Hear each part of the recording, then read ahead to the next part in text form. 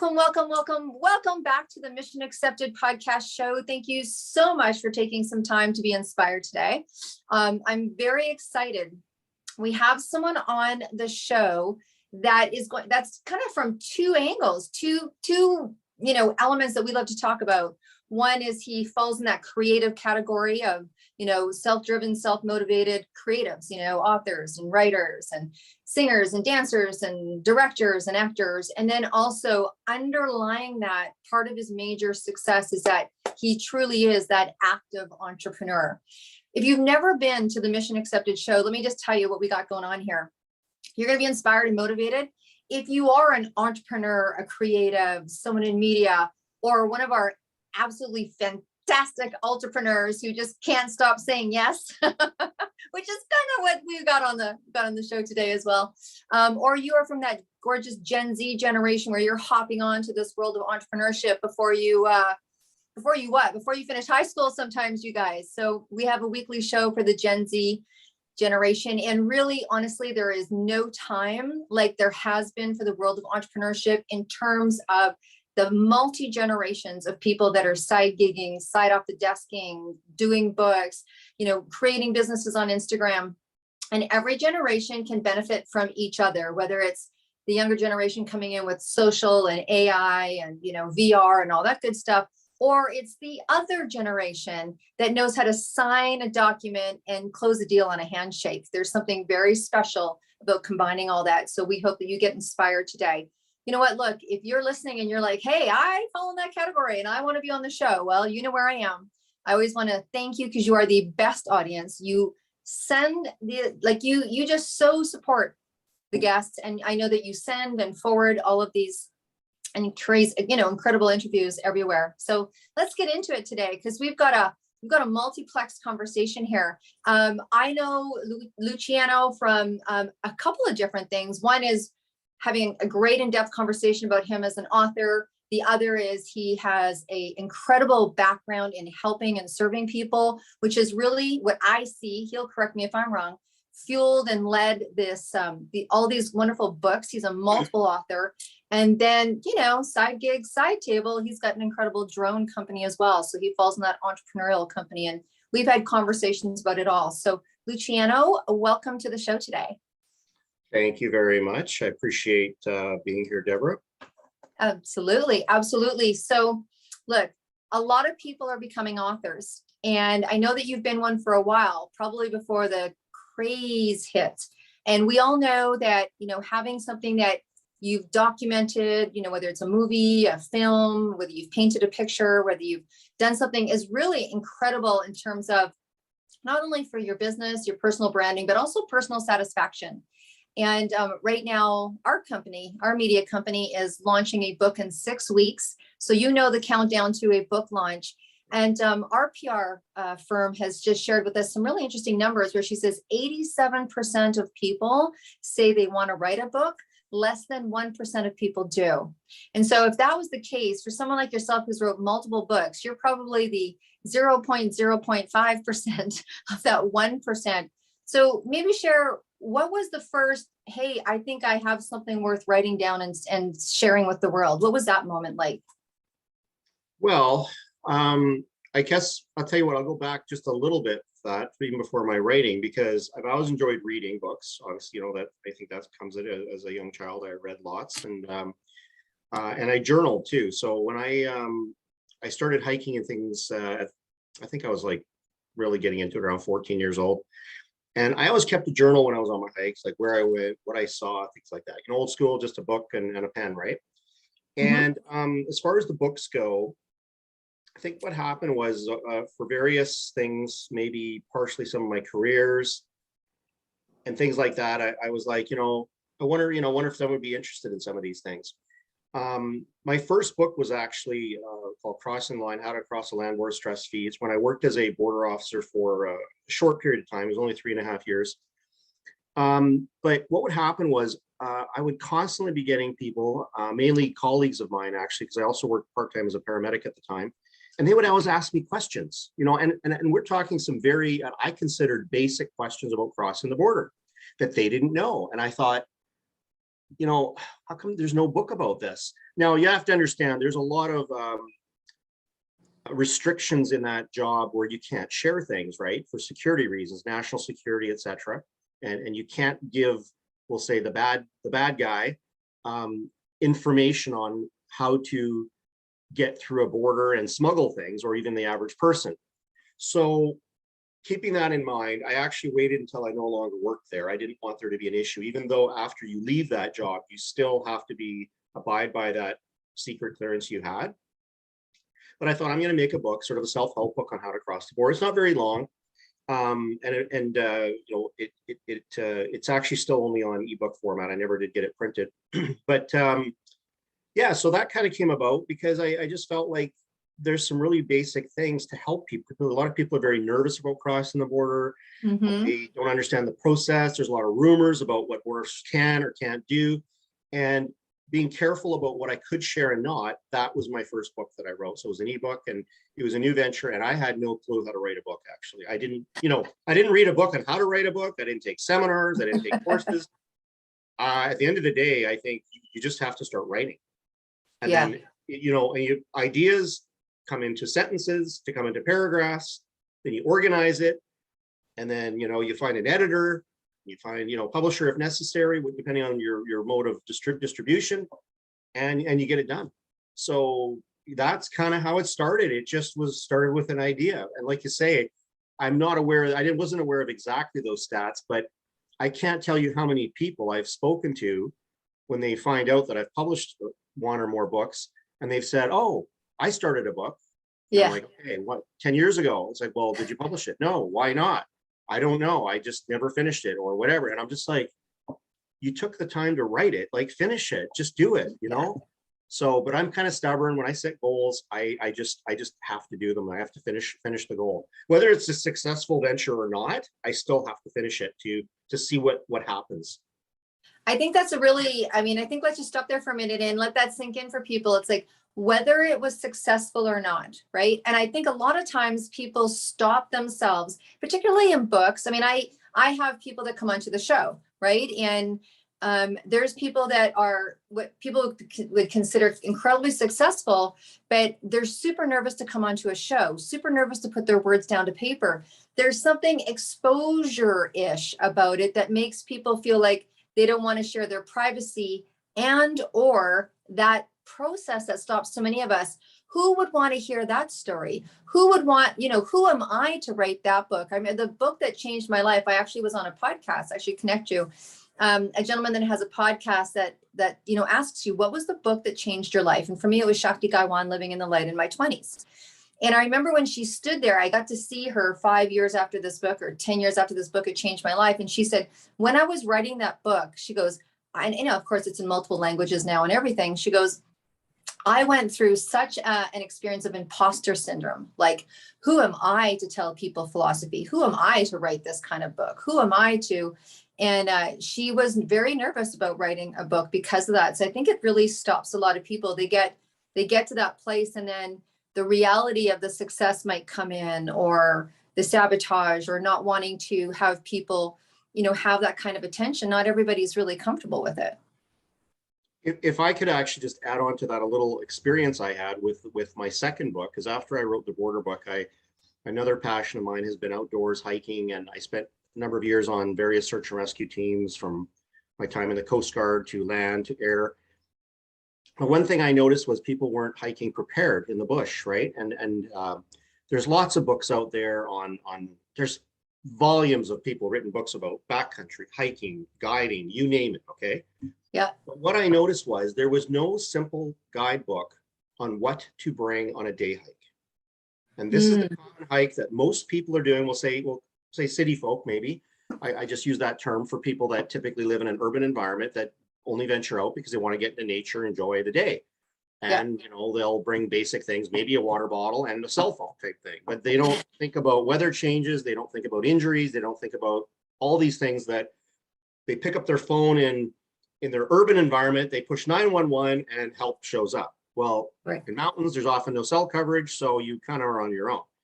So anyways, I wrote this compact kind of hiking guide. And again, it started as an ebook. I didn't know too much about publishing printed books at the time, but I remember being challenged by someone when I actually did print it. I was trying to get distributing some of my books to some of the local outdoor shops and stuff. And I remember a lady at the counter saying, kind of almost a little bit sarcastically and a little bit jadedly saying, "What makes you an expert?" And I was kind of put off thinking, well, I never really put myself out as an expert, that's for sure. I don't know about that title. That seems to be quite a high regarded title. I don't think I would ever call myself an expert. Right. But, hiking at the age of 14 and being on various search and rescue teams and having enough various elements, I felt, and also reading volumes of books from other writers about how to do things in backcountry travel and preparedness and everything. I felt, you know what, I've got enough knowledge and background that I feel comfortable writing this book, put my name on it and saying, you know what, I stand by these principles. Yeah. So, but it was interesting being challenged, like right in front of me. She was just very brash about it, saying, "So what makes you an expert?" I'm just like, I felt like saying, well, what makes you the person to challenge me? Yeah. I almost said, well, I don't know about you, but I wrote a book about it. Oh my gosh, that should be your first sign. You're like, oh, hey, by the way, let me sign this copy for you. Yeah, so it was just interesting. It is interesting. I mean, there's it's always, and they always say it's that one person that makes that one negative comment that makes the 1,000 comments. It reminds me of Brene Brown, when Brene Brown was talking about how she had her, man in the arena experience. And there's a 3-minute, YouTube that people can watch. And she literally put herself on stage. She didn't expect this presentation she was doing to this corporation. She studies shame and vulnerability. All of a sudden it went viral. She had 1.3 million views on this thing. Everyone was calling her to come and speak. And so she came in, she was doing these speaking engagements. And she said that the advice from her husband and her therapist was to not read the reviews. So what did she do? She read the reviews, and one review was awful. They just kind of, less research, more Botox. I mean, I feel sorry for her kids, all this stuff. Anyways, she spent the day watching TV. She was all devastated. And she came across this man in the arena speech that literally changed her life. And it was really interesting because she talked about how most of us she goes, we don't do what it is that we want to do in life just based on the fear of what other people would think or could say. Like, it can be jaw-dropping how much we don't do based on the fear of someone doing exactly that, right? Of exactly coming to your face and challenging you. So good for you for getting through it. But she said one thing that I've kept very prominent, and I listen to that 3-minute videos on my phone. I listen to it often when I start to brave up and get scared, because they go together.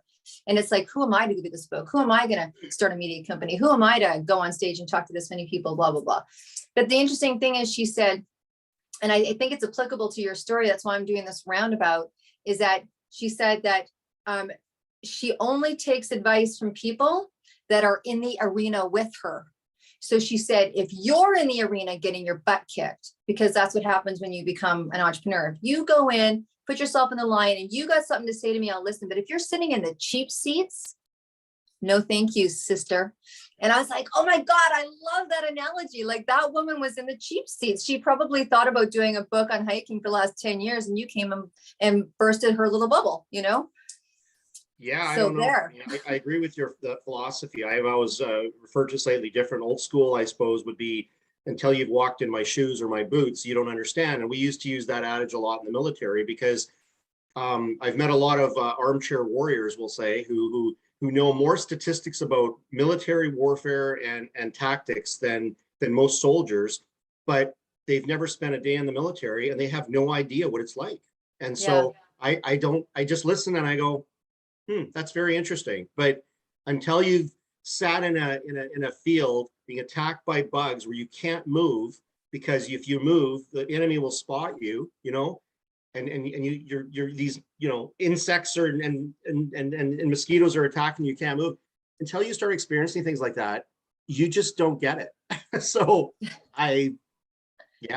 that's a very, very true and profound observation. Yeah. Well, and we have to put those things to rest in our mind to go forward and drive. Jermaine, you and I have, a fairly similar personality style in that we have experienced what we've experienced, and we have a sense of, I don't know if you want to call it stubbornness. Let's say that's a nice way to put it. Maybe we're just kind of strong-minded with ourselves, like, I don't think if I asked 10 people what my personality style is, I don't think competitive would come up. I'm not competitive with others. I'm competitive with myself. I push myself, right? Why are you doing this walk across Ireland? I don't know. Came as a God drop.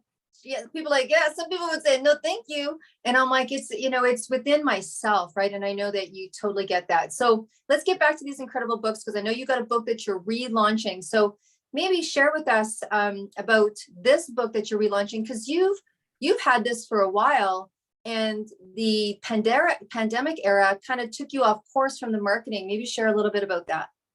Yeah, so what happened was, I actually recently retired as a paramedic, but up until just a few months ago, I've been a paramedic for 19 years. And while I was working on the job, we would always come to calls and say, no one's going to believe this. No one's going to believe this call. No one's going to believe this is what happened. And I'm not talking about the dramatic ones like stabbings and shootings and, the whole blood and guts kind of stuff. So I thought, and there's also the humor as well. There's a lot of that. There's various elements to the job. But I thought, I wonder how many people, when they're in their car and an ambulance either comes towards them or behind them, they have to pull over and the ambulance goes screaming by, lights and siren, wonder in their head for a moment, I wonder what's going on, or I wonder where they're going. Mm-hmm. And I think most people do, mm-hmm. Other than the inconvenience that, another emergency vehicle I had to pull over for, but they're going somewhere to help somebody, right? So that premise idea, I thought, well, how many books are out there? And there is other authors that have written books like this. It's like I'm not the first by any means. I don't know how many, BC paramedics have written books like this off the top of my head, or et cetera. But so I thought, maybe this would be a good read for people. And I decided to write it sort of just short stories, sort of almost Reader's Digest style. Mm-hmm. And that way, it's not sort of like one of those books that you have to pick up and finish. You can pick it up, you can read a story, you can put it down, you can leave it for 2 weeks and go, hey, you know what? I want to read another story. Or perhaps you're traveling on a train every day, or maybe you're on an airplane and you just want to read a little bit, but you don't want to, because you know how books are, like sometimes you have to have momentum. And if you don't finish them and you go pick them up like a month later because you got busy, you go, wait a minute, where was I? Like, where's this, whether it's a novel and a story, whether it's a self-help book, whatever. Yeah. I find myself anyway, they're asking me, so that was the idea behind the book. And then, because I had a little bit of experience writing, we'll say my ebooks as far as the writing process. But I've never had the experience of actually self-publishing, which is what this is, and dealing with a publisher and printing a book old school. Because to me, it's funny, even with my ebooks, I'd never written, and I have never written an ebook or read an ebook. Well, I have read a couple now, but prior to that, I'd never read an ebook, and yet here I am publishing one. And you're like, well, that doesn't make sense, right? Right. I don't read them. I like reading. I don't know if you can see this. Yes. So for those of you that are listening, he's got an incredible cover of his book, The Untold Stories. It's fantastic. So you guys will we're gonna tell you where you can go take a look at that. Yeah. So anyway, so that's where that came out. And as far as writing, the stories, a lot of them were already in my head because certain calls you tend to remember. But then what I did is, after a shift, because a lot of calls, actually, especially the ones that aren't very, very, we'll say dramatic, you forget. I used to say I unplug when I leave work because I don't want to remember, I go home, I need to chill my brain and stuff. So what I would do, basically at the end of my shift, I'd record some short notes for myself in my phone typically, rather than keeping written notes, because sometimes you lose them. So I'd keep voice memos and I would just highlight some of the calls I went on that I wanted to potentially write a story about. And then that's how it all happened. The book did take longer to write than I had hoped. It actually took 2.5 years to finish from date of start to publication, because I took a number of breaks. I think writing is an interesting thing. I had the stories, but I had to be motivated and inspired to write them. Otherwise, I'm just putting words on paper. I wanted to be, I wanted to make the book enjoyable. I wanted to make it creative. I wanted it to be, accurate to the story, engage the reader, bring them into the call. The whole idea of my book is that you're coming along with me. Mm-hmm. My thoughts are in the book. I'm having maybe dialogue with either patients or other emergency services like police, fire, my partner, and so this combination is what is how it kind of evolved, and then of course being very careful not to identify the patients and the locations so that nobody can pinpoint where this happened, because that, as far as confidentiality, that was very important to me, that wasn't revealed. Right. That's, there's a couple of things in there that I find really interesting, and really to highlight. So one is that, you had the epiphany that, I mean, I'm hearing it in the hiking, I'm hearing it in this story. It's like, you have this ability to see not a hole in the marketplace, but you're like, hey, I wonder if people think about what it's like when the ambulance goes by. I bet you they do. And I'm nodding my head, and I'm sure so is lots of people. They're like, yeah, because actually, when I see a paramedic, I always kind of do I do a little prayer, that's probably because my ex-brother-in-law was a paramedic as well. And I'm always like, okay, do a little cross thing. Hey, I hope everything's cool wherever they're going. So, but we tend to all do something. And I think that it is very interesting. I mean, it's self-interest, right? There's lots of documentaries, there's lots of shows. When you talk, I think about, some of the TV shows that I've watched that are series, even Columbo, I love all of that. I wonder what. I'm so dating myself when I say Columbo. So for those of you out there that are Gen Z, it's a really cool mystery show. Yeah, that's dating going back. That's really dating. LAPD, can we go there? Can we go pretty classic. Well, here's a funny adage. The thing that inspired me to be a paramedic of all things was an old show that you may or may not be aware of called Emergency. Oh, of course.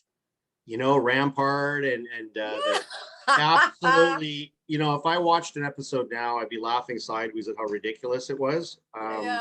They're putting on their helmets inside their fire rescue thing, and I'm just like, first of all, why are they wearing a helmet inside a vehicle? And so anyways, just so many things. But I gotta say, like, that show inspired me back in the day. That was not cheesy and whatever like it is or be today.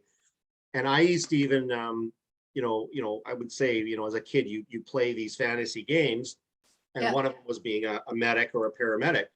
And we had those old milk bags. Remember the days that milk came in those? Yeah, of course. So I would take those, dry them out, and I'd write like D5W on the side, and I had tubing connected. And part of my play paramedic thing was that I didn't have a clue how to start an IV, right? But it was just that whole thing, right? So it was very inspiring. That cheesy show is what inspired me to do it. So it's interesting. Oh my gosh. So for all you parents out there, stay observant, but I'll tell you something, and then we're going to get back to your book because we've kind of gone way off topic, but here's something really interesting. So one of my children was having challenges with some learning at some point. And so I contacted a really good friend of mine who's in health industry, works with children, and I just remember I said, hey, this is the situation I got going on. And she's really struggling, and she's crying at night because she can't do the work. And he said, there's lots of things that you can do to help that. But the best thing that you could ever do is double down on the gift. See where her interest lies and double down. And you know what? I've done that with both kids. And I'm like, oh, she loved to read. Oh my gosh, she just loved to read. And I'm like, so we just doubled down on the gift. And what it was that she do? I mean, I would literally give my kid crap. I'm like, night after night, it's 1 a.m, it's 2 a.m, and she's like 8 years old. She's under the covers reading. And I'm like, okay, you're going to be a journalist. I get it. You're going to write a book one day. Go to sleep, So I think that for all the parents out there that hear that story, it's like double down on the gift. Okay, so you have these incredible books. Now you are doing what a lot of authors, I call you an active author, because there's the artist that paints the picture that hopes someone sees it and buys it. Right? And they might put it up on their Facebook or that kind of thing. There's authors that have incredible books. They may have got it to, a really high standing in Amazon, and it gets there, and then it doesn't maintain, or it doesn't get out in the world, and you have that gift. Obviously, you have the ability to be creative, do the project, but also push through with the marketing. You've self-published. Can you share with people that either have a book sitting there or have a case of book in their garage, or like you've been able to get into Indigo, which is, for those of you that aren't familiar with Indigo, it's a really incredible bookstore chain. How did you go about, for example, let's start there. How did you get your books in Indigo and get to have a table and say, hey, come take a look at my stuff? Okay, so there's a couple things. So first of all, I mean, I ended up picking a publisher in BC, in Victoria, called Tillwell. It was just one of the publishing companies. I just chose to go with them. Yeah. And I'd say overall, it was a positive experience. There was some glitches about things, which is not unusual, but overall, it was a positive experience dealing with them. And typically what happens then, so when you have a manuscript that you want to self-publish, so it's not like traditional publishing where you submit a book to a publisher and they decide if they're going to publish it, and then they end up paying you. They buy the rights for the book. So, yep.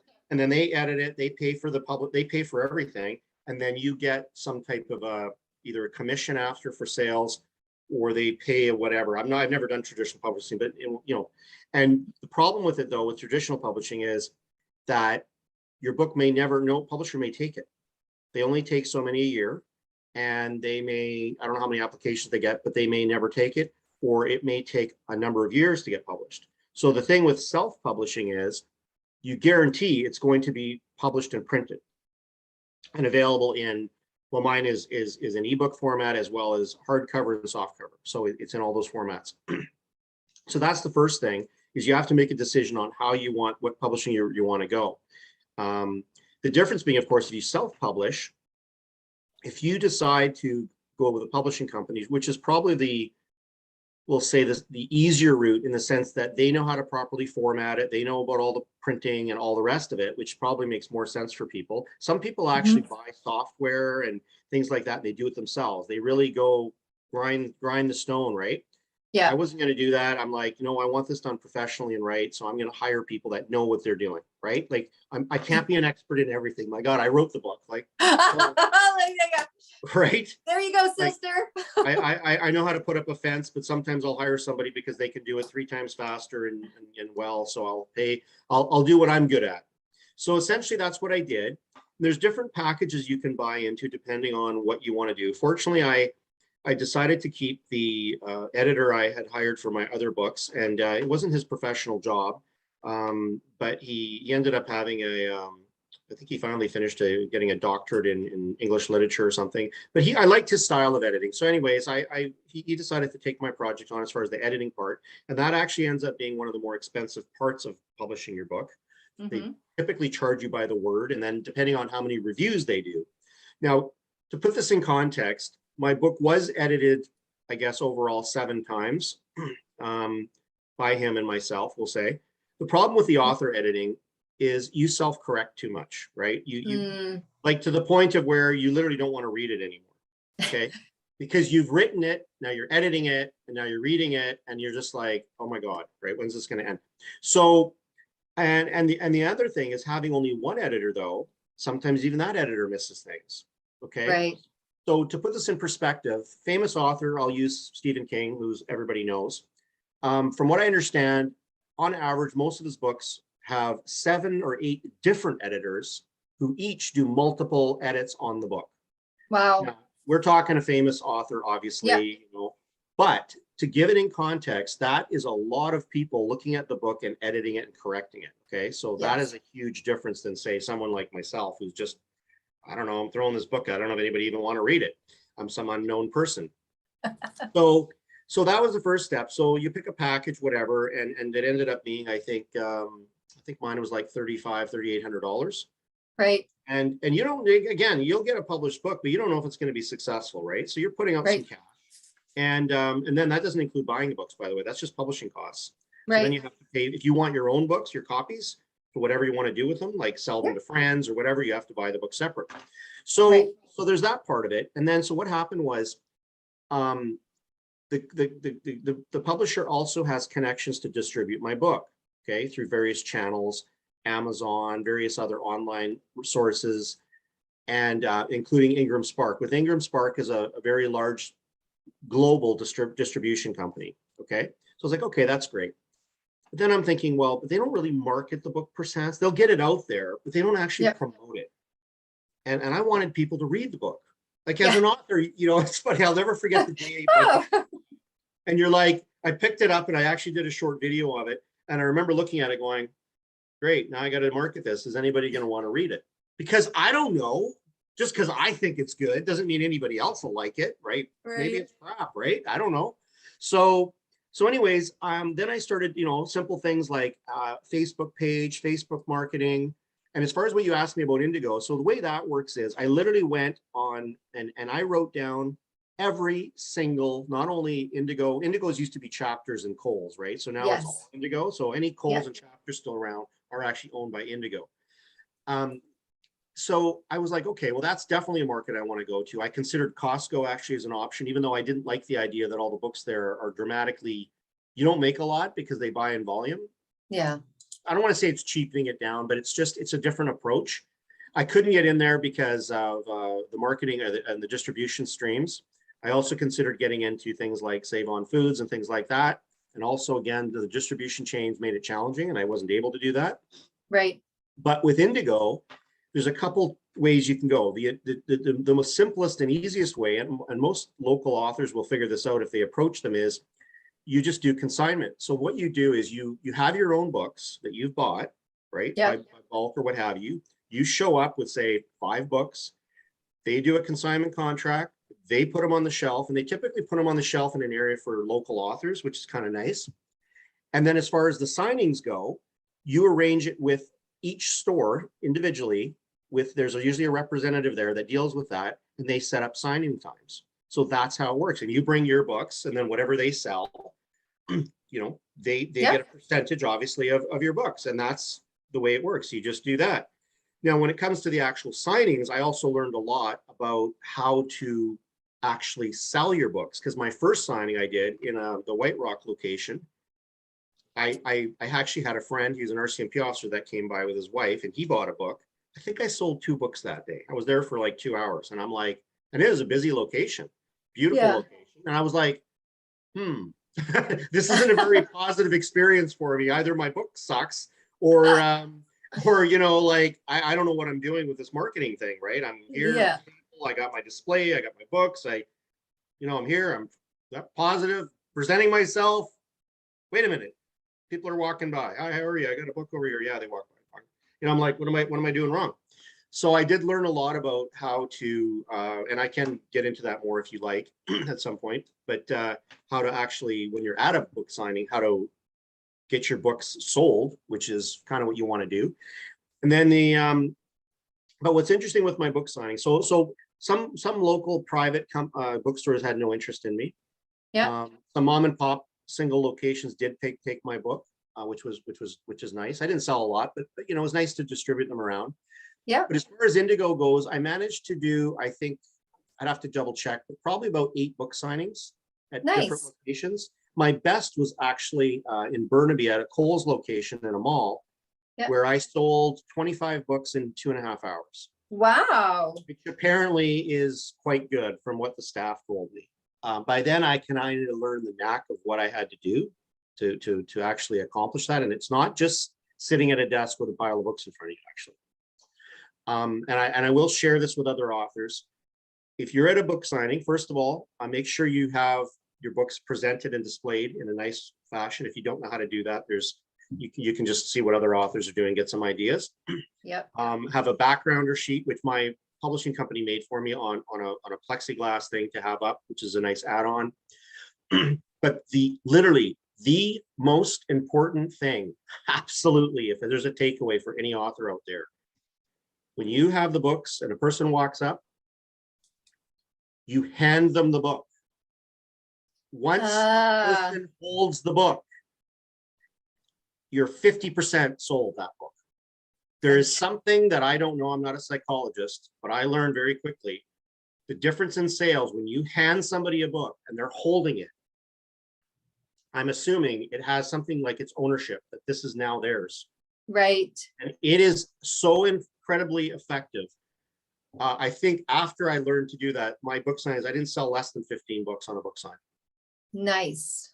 Yeah, Nice. Thank you. I'm sure authors everywhere are like, and the other thing you need to do, if there's two people there, if there's a man and a woman or two friends, you each hand them a book. Now, of course, with COVID, when it came and book signings stopped and nobody can even touch anything, obviously, you know, that everything stopped completely. But so that is something that if I want to do a takeaway, you have to be positive, motivated, stand up. There's a chair. You know what? The only time I sat down is when I signed the books. I was standing the whole time. right. I didn't really stand behind the table all the time. I would walk up to people walking in the store. If it was slow, I'd walk up with my book and say, hi, I'm out doing a book signing today. And I had a large poster too. I got a giant 7-foot poster with my book cover on it at my table, not just book, but I would walk up to people and say, hey, you know, I'm a local author. I wrote this book about this and this. Here, take a look if you want. Some people had no interest. I'm like, yeah, that's okay. I'm looking for something else or whatever. Other people might be, oh, okay, what's that? I'm not interested, but I've got a nephew or I've got this, or maybe that's gifted to somebody. So you got to be interactive with people. And then you have to give them a little teaser to explain why do they want to read this book? You know, give them a little insight to it maybe, or something, and draw them in. I had one of the staff members once that came over and said, after listening to you talk to these people, I want to buy your book. Like they did, they bought my book. So it was kind of like, oh, I guess I'm doing something right. You know, it's a compliment when a staff member in a bookstore says that, right? More than just a customer. Yeah. So essentially, and then going back to your original question about, you know, Indigo. So that's just getting a consignment. But what I wanted was more than that. Right. And I had a manager at the one in I guess it was West Vancouver Indigo.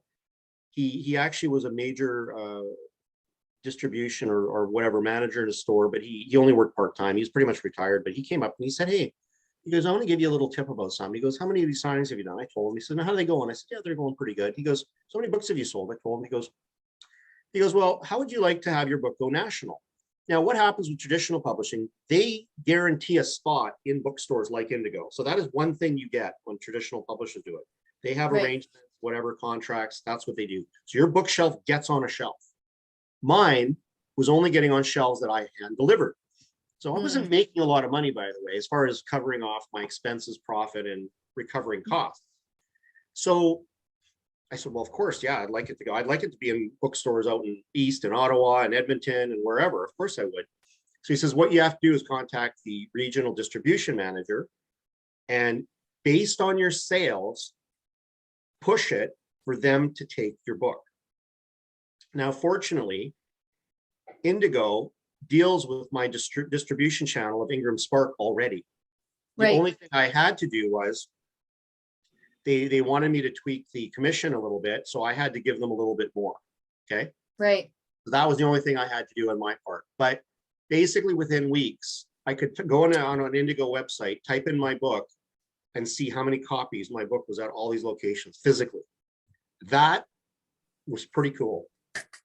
Yay, that's a celebration, right? That's like streamers and balloons and gold stars. It was really cool because it was like, wow, my book is in like Ottawa, Montreal, it's in Toronto, it didn't on every single Indigo, by the way, but sort of like, and you know, they put in the health sciences, I think, section or something or whatever. I can't remember now, or because originally he was trying to decide where to put it. You know, there's different categories like autobiography or whatever. But anyway, so that was essentially the road. So my point of this is you have to work. You have to do the work. You have to distribute it. You have to get out there. Other things I did right away, literally after my book was published, I contacted the local newspaper. You know, it's just a local newspaper. Yeah. I said, hey, I'm a local author. I just published another one of my books. I've written 2, it's my 3rd one, whatever. Boom, I'm on page 2 of the local paper. You know, next thing I'm getting phone calls. Hey, could you come and speak about your book? And we've got like a seniors thing, whatever, every week, a local coffee talk thing. Would you like to come and do a presentation? Great. Then I contacted the local library network. Now you got to understand, you're not selling a lot of books to a library. They're only buying a couple. No. But as an author, I can tell you, there's 2 things you want to do when you publish a book. One, well, you want them to read it. Actually, there's 3 things, I guess. 1, you want people to read it. 2, you want them to like it. And we're talking, you know, you want to get at least 4 stars out of 5. Okay, I'm just saying. And then 3, you want to recover at least break even with your investment of money you put down. Right. I accomplished all 3 of those in a year and a half of publishing. Wow. All my money Wow. I put in was recovered in a year and a half. So to me, it was a successful venture from the financial point of view. But then further to that, people are reading the books, and I got some pretty good reviews over the time with how people enjoyed it. So it was great. It was very positive for me. I think that's incredible. I mean, you can see how the relationship between the creative and the marketing and how that needs to go. And honestly, just tweaking, simply telling people to stand instead of sit, telling people that it's okay to kind of go past your table and have conversations with people. When that gentleman walked up and said, "Do you want to go national?" You didn't shy away. You said, "Yes, what do I need to do to make that happen?" When someone called you to go to a senior center, you said, "Oh, I don't know if that's my demographic. I don't go." You went. And so that's really a big part of it, is that we never know. But to really, you took responsibility for your success is basically what I'm hearing. Yeah, and as far as the local speaking engagements, and it's interesting because actually one of them gave me a small per diem thing, which I almost didn't want to take. They give me like $50 just to kind of whatever, and and I was like, wow, I don't really need money for this, right? And what I found with that though, if anybody ever gets called to do one of those, especially for I got to say the seniors group that go to these things, whatever, weekly, you read a story or two. They loved it. They loved it. And I didn't know that that's what you're supposed to do. Like I was like, oh, okay. No, I read 1 or 2 stories in that thing, and then they just were encapsulated with that idea. And of course I did do a signing afterwards, and another thing to do is, because people don't carry cash, get a Square account or something like that where you can they can use their credit card from your phone and pay for them, because that way you can actually sell them. Because a lot of people don't carry cash anymore at all. No, they don't. And, so really, if you want to sell a few books while you're there, or people want to buy them, they can. Make it easy for them, get a Square account, and then they can just buy them from you right there. So awesome. Well, let's bring this back to you. Thank you so much for giving all of that information to everyone who wants to, and that is applicable information to your piece of art, to your film, to your pictures, to your photography, to your skincare, to your nutraceuticals, to your clothing line, to your branding. You obviously take responsibility and just said yes, and you dug down and dug down and dug down and dug down. So here you are. You're a multiple author. Give us the titles of your other books. Absolutely. And I know you're focused on this launch right now of the Untold, the Untold stories. Tell us where we can tap, where can we access that? Where can we get that? Are your books all online? Share with us your titles. And okay, so I do have a website. I don't know if you want me to share that now. Yeah, absolutely. Scream it from the top. So my website is simply my last name. It's Nisi, NISI-books.com. So that's my own website that I maintain, and all my books are on there. The 2 of them are available in print that I have copies of. So if people want autographed copies, I will mail them out. I suppose my signature book would be my Paramedic stories. It's the one I'm probably, we'll say, most proud of, in the sense because it was really my first printed book, which is for me very important. But my other books as well, the hiking book. So one of the books is How to Cross a Land Border Stress-Free. Okay, so that's an ebook format. But again, these can all be downloaded directly from my website, and there's an e-commerce component, so the prices are there, etc. And the other one is Trail Ready: How to Prepare for Hiking Emergencies. Again, a small little guidebook. And then, of course, my Untold Stories of a Paramedic. There's also some links. I used to have a lot of bookstores on there that I sold it at. I had the links there. A lot of them don't carry the book anymore. Indigo still does.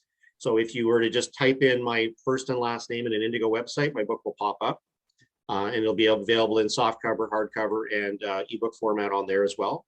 It's also available, of course, on Amazon, and actually it's available on many other sites. I've found it on Italian sites, Portuguese sites. I found it on, if I search my name to kind of just see what's going on out there, that I didn't even know about, it's all over the place. What is really That's- cool, though, I got to say, is when I see books being sold in either the UK or Australia.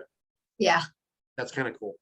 Yeah, it is kind of cool. And I think that all comes from saying yes and being brave and getting it out there. Yeah, and even some of the marketing things I did, I was one thing about writing in that I managed to include an adventure I did a couple of years ago where I trekked to Everest Base Camp. And what I did as part of that, and it was a part of the plan of doing the hike that I was going to do, it was I've got video and photos of me at base camp holding my book. Wow. Right. So, and then I also actually was able to write off part of that trip because I was promoting my book. But probably the coolest thing was I left a signed copy at the highest tea house in the world. That's incredible. That alone is a story that not only is very special, but also is very brandable. Like that's a great lead in to when you're doing a presentation or speaking to a group. Hey, here's something about this book. It's very, it's a very eye-catching or ear, people hear that and they're like, wow, that's, I guess in the world of marketing, they would call it a hook, but I don't want to demote it to that, but that's beautiful. Actually, that's really beautiful. And I think you've just shared another tip. It's like, okay, so when you travel and you give this book away or you're doing a speaking engagement or what have you, just being able to write it off. And always, I think people should take their books with them. A lot of times authors don't have their books with them. I'm like, what are you doing? I carry books in my car all the time. I carry probably 2 or 3 of my paramedic books. I carry a few of the hiking preparedness books. Of course, the Across the Border isn't printed, so I don't have copies of that. Right. Because yes, I do come with people, and if we get into a conversation sometimes, there's another thing I do sometimes. I might be working on something else completely non-related to writing. Often when I'm writing, I do, but I'm sitting at Starbucks, I put a copy of my book beside my computer. And people will walk by and they'll notice it. They'll be like, oh, that looks like an interesting book. So, oh yeah, you think so? Here, take a look. They'll flip through it and they're like, wow. See, then I'll lead in and say, yeah, I'm the author. So would you like a signed copy today? Perfect. Just one book, but it's not the point of the book. It's the fact that someone is interested and wants to read it. Because like I said, when I got him in the library network, literally, I think it was within 2 days of me getting it on the library. This is even before I got the cover on it. I had 15 holds on it. By the time I got the cover up within a week, there was 24 holds on my book. And they only had 2 copies. People waited a year to read my book. I mean, they could have bought it, but people like go to the library, they wait. So literally it was like, holy crap, there's 24 holds on my book. What? But I only sold 2 copies. So it's not about the money anymore. It's about people reading it. Absolutely. Absolutely. Right. And that gets people talking. And like I said, it's, I think that's the optimism of the entrepreneur, my friend. It's you never know who that book's going to land in. You never know who that conversation's going to turn into. You never know who that person on Facebook that said, hey, I noticed that you're in the music industry too. You're, like you never, ever, ever know what it's going to turn into. And that's the beauty and the plethora of saying yes. And it only takes one. My grandmother used to say, we used to buy lottery tickets. Come on, it's grandma. My grandmother used to call me from the Legion. I won the meat draw again today, Deb, and I won bingo. And I'd say, oh yeah, grandma. And I go, how many tickets did you buy? She'd say, I bought 1. Only takes 1 to win. Ever, always. That's it. Like, okay, grandma, how many tickets you buy? She goes, you know how many I bought? Only takes 1. I'm like, funny. Okay. That's awesome. So we're going to end off on this. I know we could talk forever, and obviously we need to have you back. So again, maybe just share I have a special question for you, but before we get there, maybe share again the title of this particular book. Which one? The paramedic book? The one that you're launching right now. And so I don't know if you can see it. It's Untold Stories of a Paramedic. Okay. And I actually have just secured 2 book signings. One in the Indigo in Langley. What did I just set it up to? I was just thinking, I just agreed to that the other day, but it's in okay,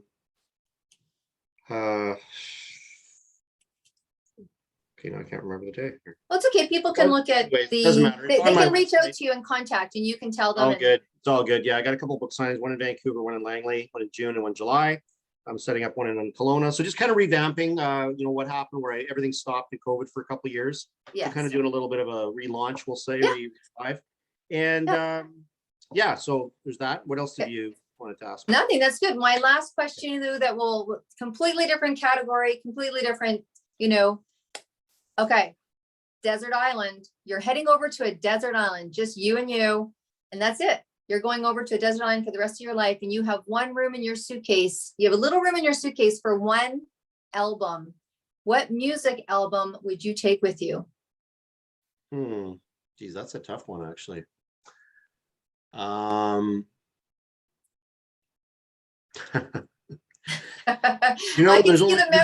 so many. I like different types of genres. I know. This is the hardest question. I gotta say, we'll leave this takeaway, but I'd bring Rolling Stones. All right. Any particular album? I can't think of one off the top of my head. We're gonna go with the greatest hits. The greatest hits, but I just there's something about those songs that I used to listen to when I was in Africa and Rwanda on a tour when we were on road moves, and I would listen to that music and I remember it, and so for whatever reason, I have lots of genres I like. I like everything from Yanni to jazz to piano music. Yeah. But we'll stick with Rolling Stones. That's not a bad one to stick with, my friend. It was such a pleasure to have you on the show. I know that we're going to be talking more. I know that you're going to be back. I wish you the highest level of success for this book launch. Long time coming, relaunch, pivot, doesn't matter. And thank you, audience. You are, like I said, the very best audience. You're so interactive. You're so supportive. Again, if you'd like to be on the show, absolutely pop on. And you guys know that I'm talking a lot about music right now because of this incredible walk across Ireland to donate and raise funds for She Is the Music, which is Alicia's worldwide music association, because we know that music heals. Straight up, it heals. And if you want to be in touch with that, you can reach out as well. So thank you so much, Luciano, for all the tips and sharing your words with us. And we will see you guys again next week. Bye for now. Thank you very much.